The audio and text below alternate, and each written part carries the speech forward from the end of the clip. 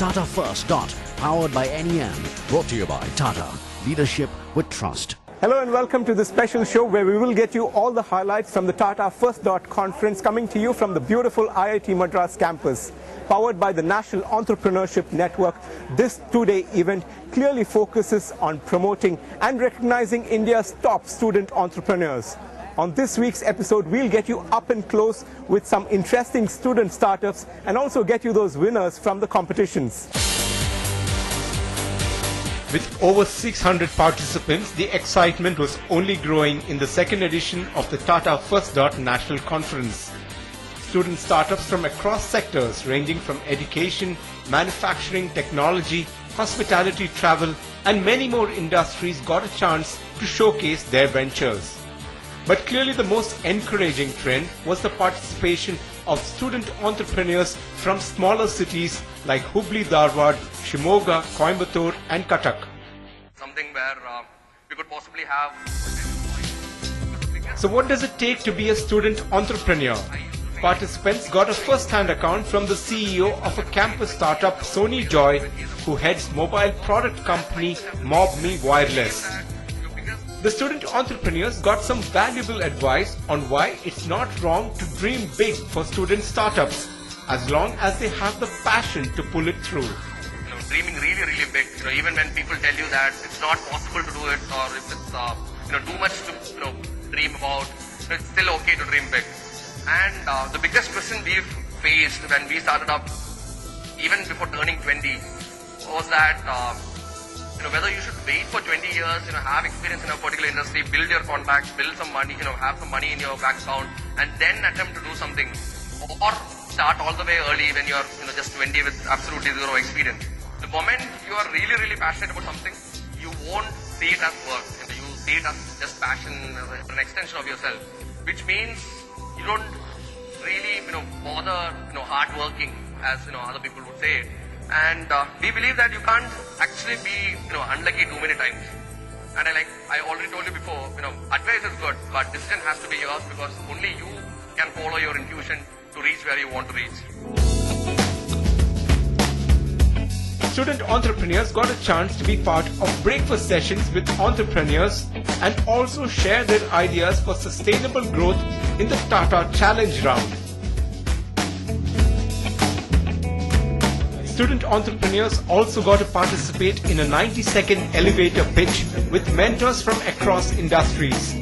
Not only does the student try to sell his idea, but also gets the experts to address some of the challenges they face in the business. The question was to change and to convince people to shift from the offline medium to digital medium, so that people, Indians, find it hard to accept. Perfect. Anybody here would want to take a call? You could follow some alternative way of content creation, something like user-generated content. There is some service called Skillshare, right? So you could be good at something and the next person could be good at something. So you can't create the same kind of quality content that guy is creating. So the proposition here would be something like you go for a user-generated content and you kind of reward them. Whoever is creating content on your platform, you reward them and you could share some revenue with them, and that's a way you could kind of achieve some high-quality content with lower investments at this moment. The challenge is we face is time track. We can't complete a project within the time period what we actually code, because lack of designers in our company. So we want to know any alternative for it. Okay, so I think you certainly will have to take a couple of days bunked off, because I used to do that, because I used to do exactly the same what you used to do, because we don't find time. We find time only after 6 in the evening when we can work. So you'll have to frame more time, we'll have to burn up minute oil, so that we have to do that, and also be a little sure when you code up the time also, because whatever it is, you try to communicate, you give them excellent design, you give them at very cheap costing. In this field, deadlines are very important. If you don't meet the deadlines, whatever great masterpiece you do, it's going to be the waste. The Tata First Dot initiative, powered by the National Entrepreneurship Network, has been a crucial part of the entrepreneurial ecosystem in India.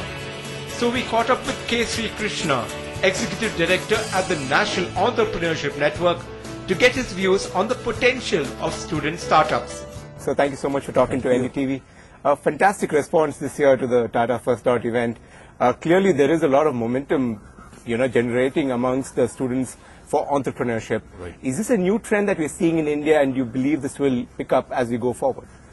5 years ago, when across 30 campuses we were trying to look for student entrepreneurs, we found only one new entrepreneur had been generated. 4 years ago it was not that much better, but over the last 3 years it's gone on to 40 to 140 to 200 to this year more than 400 student entrepreneurs. These are full-time students running businesses, so definitely it's a very positive trend. Again, like someone said, I'm overnight success after 10 years, right? So the same way, I think it has taken 7 or 8 years of hard work on campuses to get here. So while it's a new trend, there's a lot of work that's happened behind the scenes to get here. A lot of startups largely generate out of technology and not so much non-technology. Is that trend also changing, where you're seeing non-technology startups also coming up? Specifically, if you look at student entrepreneurs, 3 out of the 4 most common businesses are non-technology based businesses. So if you look on campuses, yes, absolutely there's a bunch of students starting, web-related, web design firms. I don't call them technology, but in India we still call them as technology firms. But the other 3 most common is around food and beverage. It's around books and related issues that the people feel they can't get. Books are very expensive, and there's a very close need for students, if you will, right? And the third big one that you see is things around their hobbies, right? So this could be painting, this could be custom made, hand built, t-shirts, shoes, what have you, or various kinds of art and craft works. So the 3 key things that we see are actually non-technical. Also from an ecosystem perspective, you're one of those key enablers for entrepreneurs, really, connecting them with key people, key, stakeholders in the overall ecosystem. Has that ecosystem matured in terms of support from different, whether it's the government or whether it's the society? Has that ecosystem matured, and where are we on that curve? Okay. Short answer is absolutely it is maturing. Okay. I would say we're about a third of the way there. We are not anywhere near the end of that journey. Okay. The really good news is the government is extremely supportive.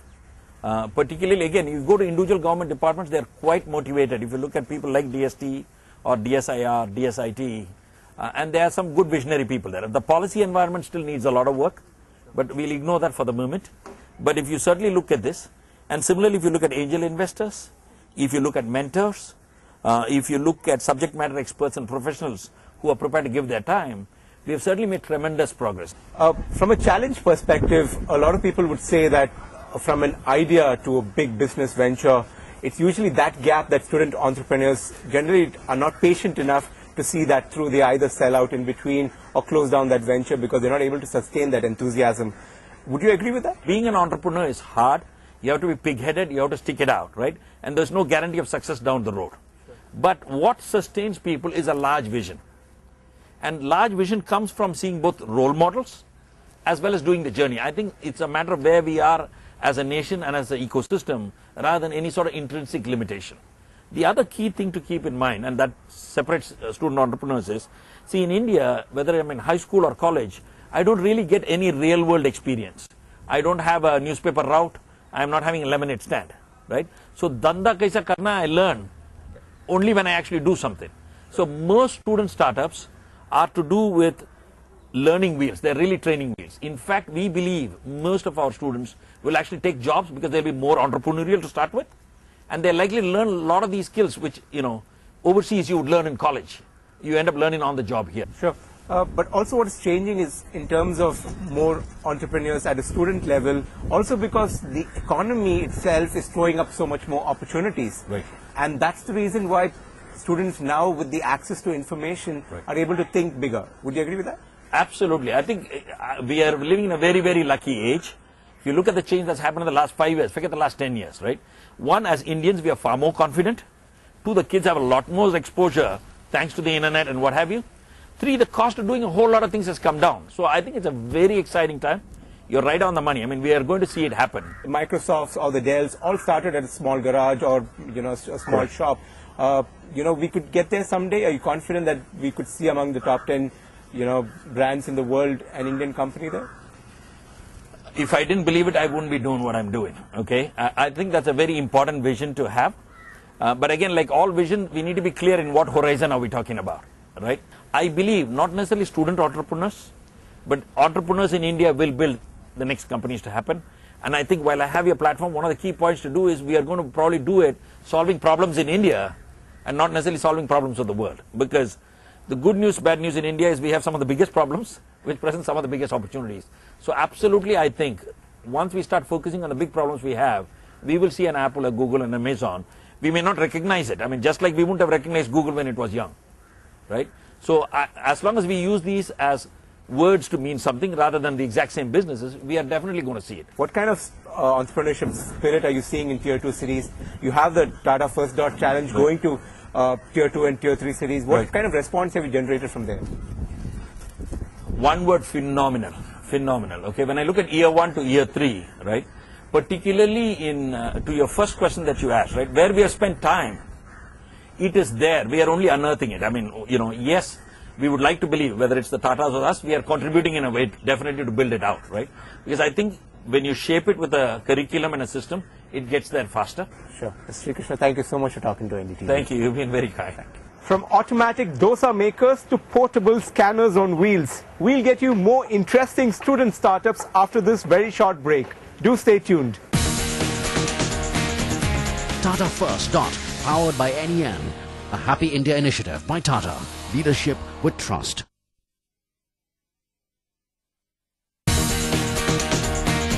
Tata First Dot, powered by NEM, brought to you by Tata. Leadership with trust. Welcome back. Another crucial component of the Tata First Dot conference was the competition to judge the best student startups. Here's more on who walked away with the honors.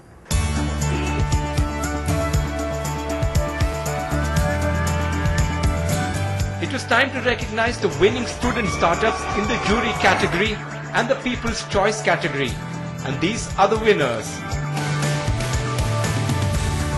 BioSil Technologies, the company from Hubli, is on the verge of manufacturing and marketing an exciting new product targeted at the biotech and life sciences industry. Botcher designs and develops experiential learning tools for schools and colleges to promote hands-on learning. BuyHatke is the first and only dynamic product, price search and social recommendation engine in India for e-commerce. Crowdbeans, the company is a crowd-powered mobile app testing platform which provides developers a chance to test their apps on various platforms and across a wide range of handsets. Dreamscraft, the company is into manufacturing fiber sofa with innovative design and is obtaining the monopoly in the market with novel graphics and design. Mukunda Foods Private Limited, the company is into the design of automated food equipment like a tabletop dosa machine which has been conceptualized, designed and prototyped. And so we caught up with some of the winners. I have with me the student entrepreneurs from IIT Kharagpur, Rohit and Gaurav. You've created this platform called BuyHatke. Take us through how you thought of this concept and what does this platform really do? So basically, one day I was searching for a deal, and that day I didn't find out the good deal online. So I thought of that there is a lack of platforms available where I can scout through all websites at once. So we created this platform. So BuyHatke.com is India's first dynamic product price discovery and social recommendation engine. So Bala, you can log in and let's say you have a long lost friend from 3-4 years. You can just tell him that this is your friend. It would mine out the Facebook data, social network data, mine out the likes and dislikes and give you the perfect recommendation for your friend that you should buy your friend this gift, and it will also scout the best deal online through 40 different portals. What is the kind of response you've seen from the market? Because clearly this is something consumer driven. What kind of response have you seen from the market so far? About the response, it's nearly about 4,000 daily visitors. It's mainly from the college and from IT background people, and they mostly buy books and electronics material. Besides the mentoring and the networking that you're doing, what do you hope to gain at the end of this event? So at the end of the event, the mentoring sessions were definitely helpful. Other than that, I've gotten useful connections who said that as we are planning onto the growth stage, they said that they would help in raising funds they would connect us to the right people and also give the media backing that is necessary to market this product. We finally plan to make BioHealthcare the ultimate shopping experience and the single starting point for every purchase made online. So they said they would be helping in achieving our vision. I have yet another team from IIT Kharagpur, Amritanshu and Anshu, who call their venture, the student venture, Crowdbeam. Take us through the concept itself and in simple terms, what does it really mean? So basically, Crowdbeam deals with crowdsourced mobile app testing. So for example, you develop an app today. Now you have varieties of handsets in the market. So you can have an Apple or you can have a Samsung. These two have different screen size. So while developing your app, you have to adjust your app according to the screen sizes to the platform, say Android or iOS it is. You have to do various specifications. So in order to meet this, either you can have our own testing team which should have as many sets as possible, or the other option is you outsource it to us. So we have a crowd of around 1,000 testers which have different handsets. So you give it to us, we'll distribute that app into a tester community and they will test the app for bug, and the testers which are with us, they get paid on a per bug basis, and hence the testers also get profit and the app testers life gets easy because they can get the app tested. Sure. What is the kind of response you've seen from the market? Clearly mobile is something that a lot of application developers are seeing as the next big growth story in the technology space. What kind of response have you seen from the market? So many people have approached us to ask for their apps for testing, and right now we have around 5 clients who have already got their apps tested by us, and many people have also they are interested in earning money by testing apps. So we have around a pool of around 100-200 testers who have already tested our apps for us and earned money doing so. And as a matter of fact, even in this event itself, we were approached by one person who wanted to have his app tested. And so that gives you an idea for the response. So I have with me Ishwar, who's got me really interested with his proprietary technology, Dosa-matic, like he likes to call it. I love eating dosas. I really want to find out more about this technology. Ishwar, how did you come up with something like this? I know you're from Chennai and people here really love eating dosas, but a machine making dosas, really? People will like that? Yes, if you look at the cost of dosa in Chennai, it costs from somewhere around 25 to 30 rupees, maybe 50 rupees. But the same dosa in New Delhi will cost you 80 rupees to 100 rupees. And Indian food at an Indian place is becoming expensive. But if you see the cost of burgers, pizzas, donuts, etc., not only in India, globally the cost remain the same. Because food products like pizzas, burgers, etc. are manufactured. But Indian food products like dosas, puris, parathas, etc. are prepared. Thus, we thought that taking a preparation-based framework to manufactured-based thinking will reduce the cost of the food product, because we are removing the skill involved in making the food and also making the process of making the food a lean one. So we thought, okay, let me devise a machine, proprietary technology as we call it, to print dosas. That's how we came up with a dosa printer. Sure. And what is the response you've got? Have you had a bunch of tasters to taste an original dosa with your Dosa-matic dosa? Yes, we had blind tests where 2 different dosas were given, and where they said, yeah, this is just a dosa, just how it is. And yes, they didn't feel it's a cosmetic dosa. The taste of the dosa is why the team has been with us so far. Sure. What stage of development before this actually hits the market are you at right now? And how do events like this help in getting you, to make this great idea into actually a complete business plan with a business strategy? This product will take somewhere around 6 months to be in the market where you can see the product. Though we are done with the product, we are doing a lot of R&D work, and we are still raising some funds so that we are a student startup. And events like this, as we see, this is the 3rd Tata First Dot which is happening. It brings us a lot of motivation, so that we feel that it's not only me who is doing something like this, we have others also facing the same problems, and we have mentors who come from various places who guide us to take our problems and to put in some value to what we are doing. And most importantly, this event brings us a feel that yes, we have arrived somewhere. Yeah, we are being felicitated that you're one of the good startups, student startups, one of the hottest student startups. So events like this will add courage and some go in your heart, which will make you feel going forward, and also a lot of value. Meanwhile, in the People's Choice competition, the top 5 winners were Crew or Creation of Eternal Wings. The Shimoga-based company imparts practical knowledge among the high school and pre-university students regarding basic science concepts through workshops and a trimester magazine. Video Wala, an independent initiative by a group of young filmmakers for the production of corporate films, training videos, promotional films and video biographies. Enchanter Corporation, a campus company which makes online courses for engineering students to clear their engineering exams. Posh started off with just doing plush items. Posh has now continued to glass painting, pot painting, embroidery, stitching and jewel making. Dream Trips. This online venture helps book air, train, bus tickets, taxi services and tour packages with good customer service and strict punctuality. Also, the Tata First Dot National Conference showcased many startups run by women entrepreneurs, and we caught up with a couple of them. I have with me the entrepreneurial team from MOP Vaishnav College, Chennai, Sangeeta and Shruti Kirti. They're calling themselves Scan on Wheels. Let's just find out more about this entrepreneurial venture. Tell us about Scan on Wheels and how it actually originated. We actually started out as a two-day business venture. It was actually a project through project in college. It was like an intensive training program that all of us had to attend. So we came up with this two-day business plan. There's this stereotypical attitude that all women should stick to jute bags, food and saris. So we just wanted to break that and do something technical on wheels, because it's something that's never been done before, and we haven't really found any other photo studio or any other service provider for this particular sector. Why? Because we're a mobile scanning service. We're not just a scanning service. We go to institutions or people's places and we scan photos, documents, business cards, and so on.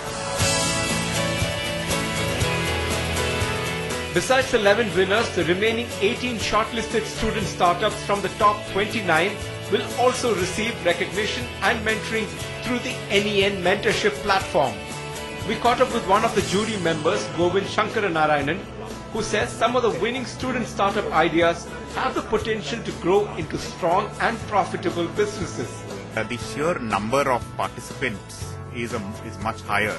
It's about double the number of participants that you see, as well as the number of locations from which people are participating in this whole Tata First Dot NEN process is more than 2 times what we have seen in previous years. The number of entries exceeds 400. Many cities, including what you would classify as tier 2 and tier 3 towns, have shown interest through participation in this.